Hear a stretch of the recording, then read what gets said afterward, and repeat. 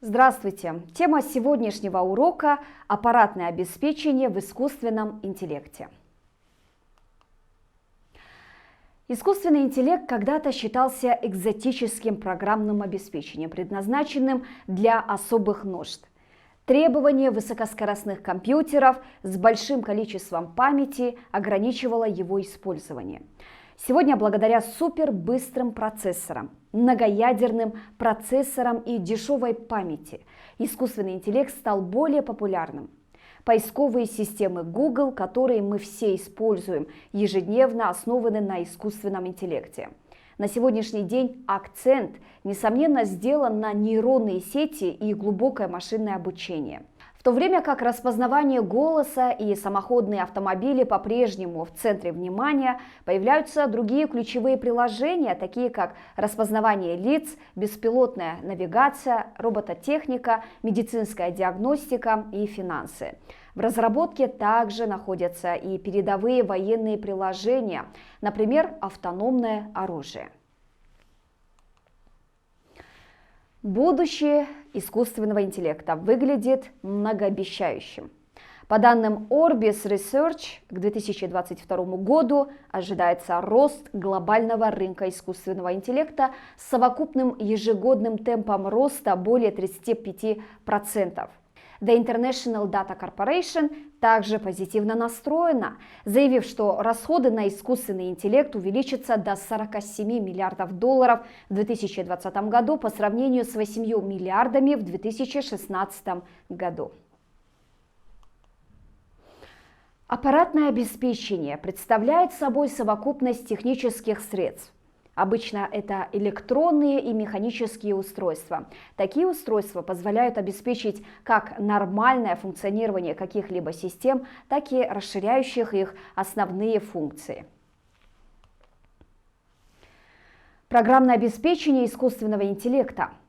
Для программирования искусственного интеллекта может использоваться почти любой язык программирования, но некоторые языки имеют определенные преимущества. Профильные языки, разработанные специально для искусственного интеллекта, включают Lisp и Prolog. Lisp – один из старейших языков более высокого уровня, обрабатывает списки. Prolog основан на логике. Сегодня популярны C++ и Python. Также существует специальное программное обеспечение для разработки экспертных систем. Несколько крупных пользователей искусственного интеллекта предоставляют платформы для разработки, в том числе Amazon, Baidu, Google, IBM и Microsoft. Эти компании предлагают предварительно обученные системы в качестве стартовой точки для некоторых распространенных приложений, таких как распознавание голоса. Поставщики процессоров, такие как NVIDIA и AMD, также предлагают определенную поддержку. Аппаратное обеспечение для искусственного интеллекта. Запуск программного обеспечения искусственного интеллекта на компьютере обычно требует высокой скорости и большого объема памяти. Однако некоторые простые приложения могут работать на 8-битном процессоре. Некоторые из современных процессоров более чем подходят, а несколько параллельных процессоров могут быть идеальным решением для определенных приложений.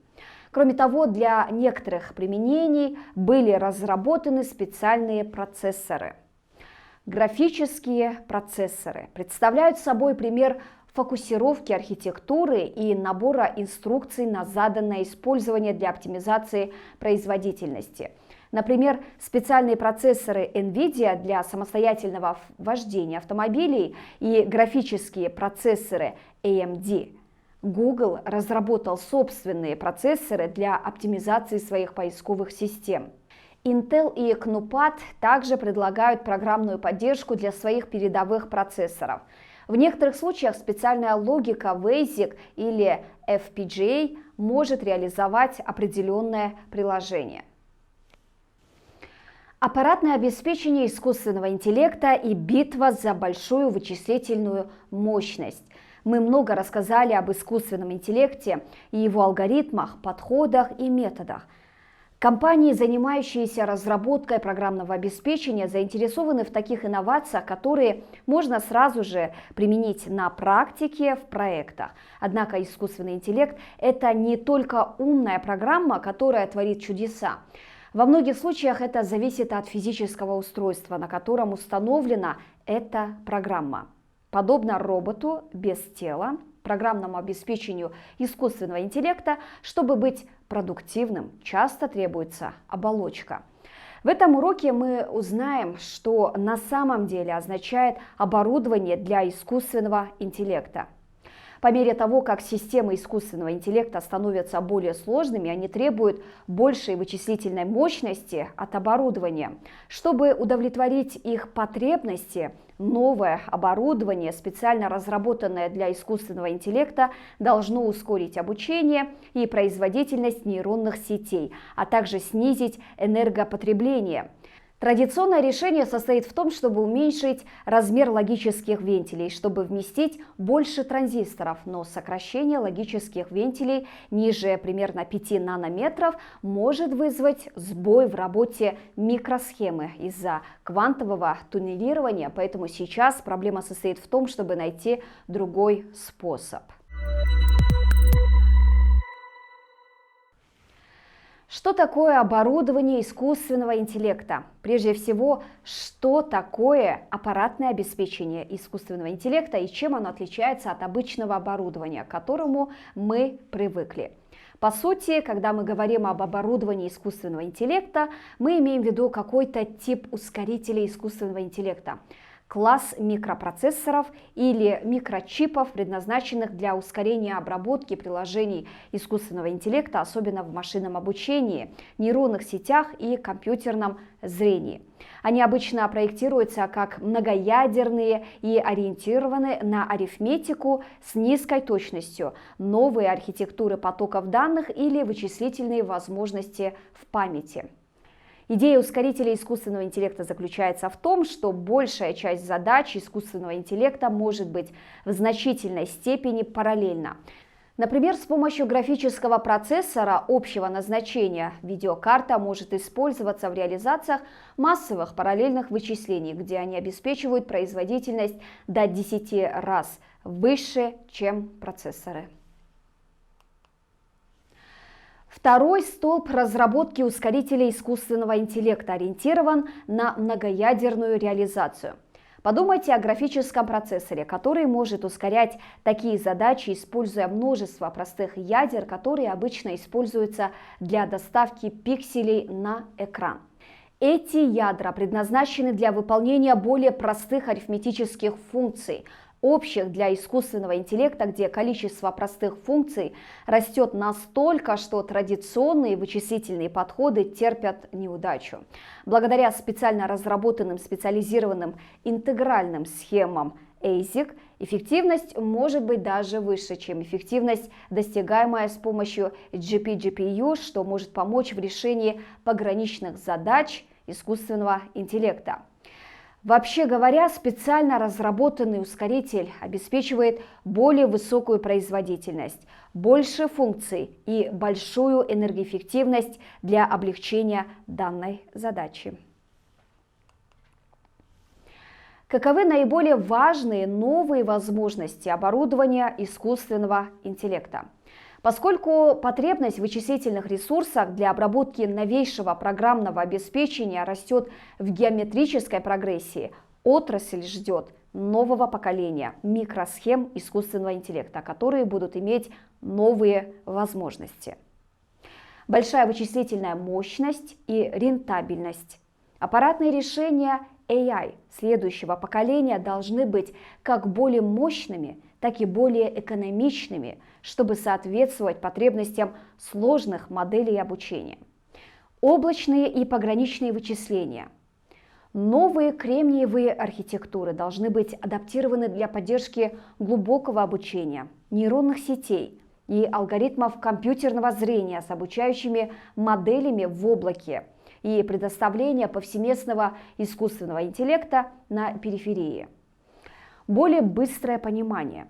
Чтобы быть полезными для бизнеса, решения искусственного интеллекта, как программные, так и аппаратные, должны обеспечивать гораздо более быстрое понимание поведения и предпочтений клиентов, что может улучшить продажи и удовлетворенность клиентов, модернизировать производственные процессы и время безотказной работы и снизить затраты. Новые материалы. Проводятся новые исследования по переходу от традиционного кремния к разработке оптических вычислительных чипов оптических систем, которые намного быстрее, чем традиционные процессоры или графические процессоры. Новые архитектуры. Есть также новые типы архитектур, такие как нейроморфные чипы. Это архитектура, которая пытается имитировать клетки мозга. Эта архитектура взаимосвязанных нейронов заменяет узкое место архитектуры фон Неймана в прямом и обратном направлении, маломощными сигналами, которые проходят непосредственно между нейронами для более эффективных вычислений. Если вы пытаетесь обучить нейронные сети на периферии или в облаке, такие архитектуры будут иметь огромное преимущество. Как выбрать поставщика оборудования для искусственного интеллекта? Прежде чем покупать оборудование для искусственного интеллекта, компании, конечно же, должны понимать, насколько разные типы оборудования соответствуют разным потребностям. В настоящее время, когда происходит переход к микросхемам специального назначения, вы не хотите тратить кучу денег на специализированное оборудование, которое вам не нужно. Первым шагом к выбору оборудования для искусственного интеллекта является определение того, как улучшение взаимодействия с клиентами или поставщиками могут повлиять на бизнес-процессы. Впоследствии можно будет искать программные решения, которые могут поддерживать эти изменения и соответствующее оборудование. Выбор микросхем общего назначения, таких как графические процессоры, более специализированных решений, таких как TPU или VPU, или поиск более инновационных решений, предлагаемых многообещающими стартапами, зависит от задач искусственного интеллекта, необходимых бизнесу. 5 лучших аппаратных решений для искусственного интеллекта. Хотя вы можете подумать, что графические процессоры являются доминирующей аппаратной архитектурой AI, это далеко от истины. За последние несколько лет стартапы и известные поставщики микросхем представили впечатляющее новое поколение аппаратных архитектур, оптимизированных для рабочих нагрузок искусственного интеллекта. К наиболее популярным на сегодняшний день аппаратным решениям для ускорения искусственного интеллекта относятся следующие. Tensor Processing Unit – это специализированная интегральная схема ASIC, ускорителя искусственного интеллекта, разработанная Google специально для машинного обучения нейронных сетей с облачным решением. Nirvana Neural Network Processor i1000 – это дискретный ускоритель производства Intel, разработанный специально для растущей сложности и масштабов приложений вывода. iQ – это семейство устройств типа система на кристалле, разработанных Mobileye для поддержки сложной и вычислительно-интенсивной обработки изображений, сохраняя низкое энергопотребление даже при размещении на лобовом стекле. Epiphany 5 – это 1024-ядерный процессор от Adaptive, предназначенный для обработки изображений в реальном времени, автономного вождения и машинного обучения. Myriad 2 – это система видеопроцессора на кристалле от Movidus, состоящая из набора программируемых процессоров и набора специализированных и настраиваемых ускорителей изображения и зрения для питания вычислительных камер.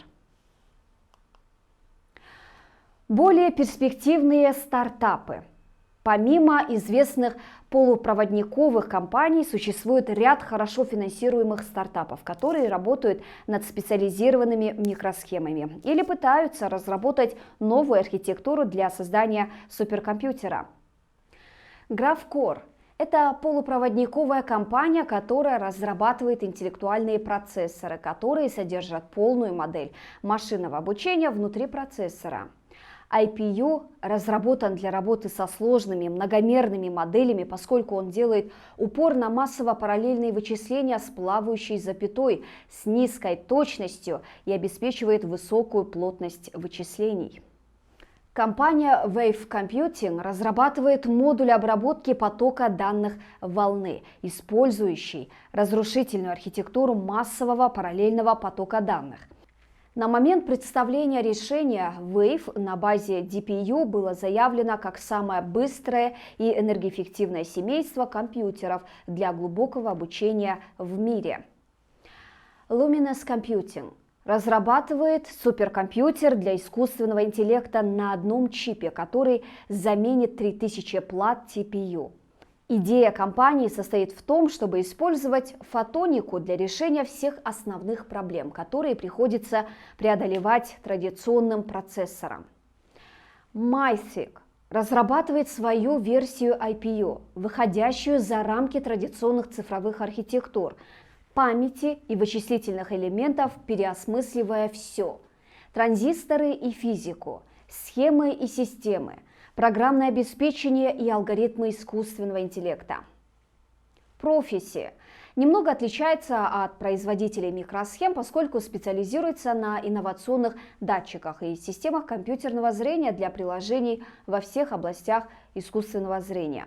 В основе сенсорной технологии лежат биологические глаза, которые эффективно собирают и обрабатывают визуальную информацию. Несмотря на стремительно развивающийся рынок оборудования для искусственного интеллекта, из 3 ключевых частей аппаратной инфраструктуры – вычислений, хранения и сетей – именно вычисления были в центре внимания и за последнюю пару лет добились значительного прогресса. В отрасли предлагается самый быстрый из доступных вариантов и продвигает его как решение для глубокого обучения. 2 другие области – хранилище и сеть – еще предстоит увидеть в ближайшем будущем. Аппаратные средства. Благодаря аппаратной поддержке глубокое обучение достигло быстрого прогресса с 2008 по 2012 годы. Каждый мобильный телефон оснащен дешевым датчиком изображения, который может собирать большое количество баз данных, и в то же время GPU ускоряет обучение глубокому обучению.